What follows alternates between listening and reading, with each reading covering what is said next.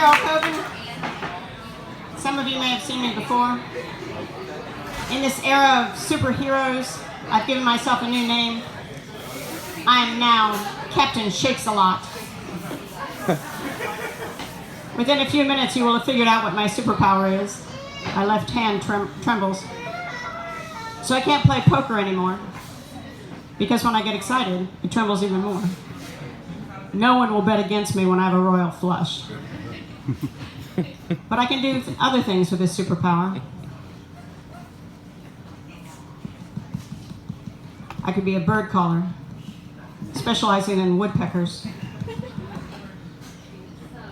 I could do Morse code. No one will figure this out. I could work at a Christmas shop. Every morning I'd go in and shake the snow globes, make sure the snow still falls. I could be a bartender, specializing in James Bond martinis, shaken, not stirred. I could work in a morgue. Every morning I'd go in and shake all the bodies, make sure they're still dead. Let's talk about marriage. Anybody in this crowd married? Yeah.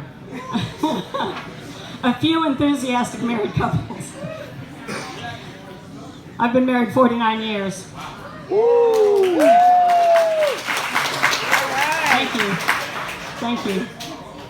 So you would think, I would have thought, that there'd be road signs along the way when you're dating somebody to find out if it's serious or not.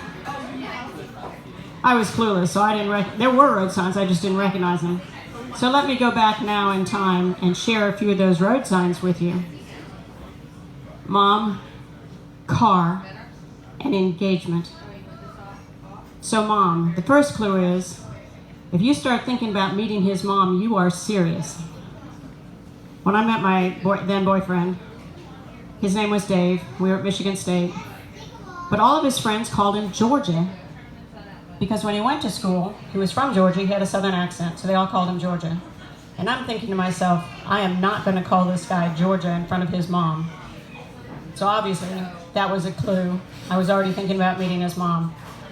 As it happened, he was called Dave in the Midwest, because that's an affectionate way of calling people David in the Midwest. But in the South, he was, and by all of his family, is called David.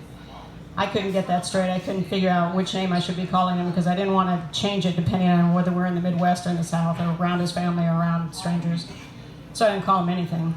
In fact, he started singing that old country song, "You Don't Even Call Me By My Name." Sure I do. His name is Deer. So car.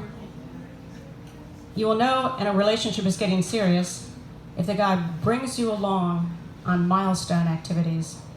Now, since my husband was getting ready to graduate and he'd gotten a new job at IBM, he needed a car. So he took me with him when he bought his car. 1967 sand-colored VW Bug. It was beautiful. However, he didn't teach me how to drive it. Now I already knew how to drive a stick shift because I'd driven my brother's car when I was in high school. He had a stick shift. However, he had a TR3. In order to put a TR3 in reverse, you pull the stick up and put it into reverse. It's the opposite for a VW Bug, which I found out when I drove him to get his draft physical here in DC. He called me up and said, okay, come back and pick me up. I tried to back out of the parking lot, and I could not get that car into reverse. I ended up picking up the front end of the car and slinging it around in order to wrestle it out of the parking lot. Wow.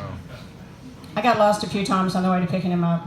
When I finally got to see him, he was talking to a motorcycle cop, trying to find out if there had been any accidents in DC involving a VW Bug. He saw me come into view and he said, never mind, here she is. And then I learned how to, and then he told me how to put it into reverse. So the third clue is engagement. The clue is, if a guy starts talking about marriage logistics, he is serious. Now I didn't know this. Turns out my husband had been having the draft hang over his head ever since he graduated. So he started thinking about logistics for how we could or couldn't get married. But he was having this conversation in his head, not with me. So one weekend I came to visit him here in DC and he said, so what do you think about long engagements? Since I had not been having this conversation with him or in my head, our memories differ at this point. My memory is that I said, don't start this conversation unless you're serious, because I knew I'd get all excited. His memory is that I said, don't start this conversation because the answer will be no. As it happened, he got drafted. A month later, I got pregnant. So we had 5 days to get married. A few years later, I was telling this story in front of my family, and my son says to me, Mom, guys do not have casual conversations about marriage. Where were you when I needed you? January 24th, 1968, we got married. We're just about to celebrate our 50th anniversary. Wow.